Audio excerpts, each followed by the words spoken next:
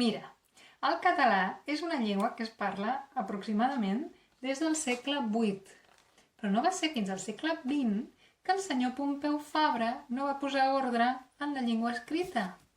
Vam estar molts segles en què cadascú escrivia el català com li donava la gana.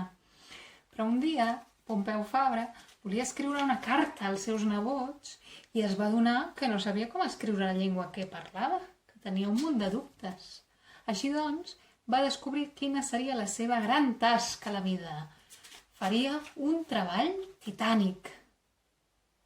No aquest Titanic meravella, no. Vull dir que faria un treball enorme per oferir-nos una única normativa, una única norma, una única manera d'escriure. I tota aquesta feina la va recollir en diferents llibres i articles.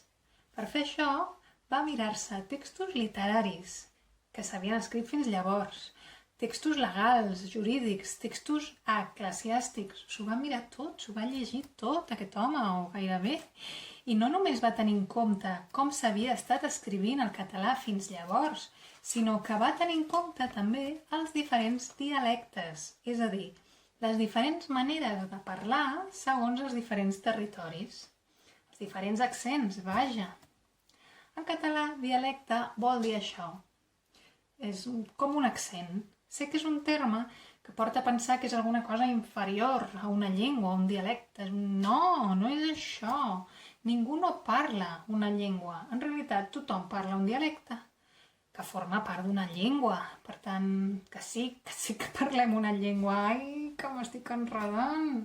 El que vull dir és que Pompeu Fabra va tenir en compte com es parlava la seva llengua en tots aquests diferents territoris i va voler reflectir-los totes aquestes diferències en les normes que va pensar per l'escrit. I és per això que Pompeu Fabra va decidir escriure, per exemple, aquesta paraula així. Tot i que en alguns llocs diem després. Aquesta no la fem la fem o. Escrivim després amb precisament perquè en alguns llocs sí que diuen després. Els llocs on diuen després no tenen problemes a l'hora de llegir i d'escriure. I els altres, doncs, hem de seguir unes normes. Per això us he preparat el vídeo de les vocals. Si vens d'allà, mira, t'havies quedat al minut... Pica aquí, i així seguiràs veient el vídeo. Pica, pica, pica, pica, pica.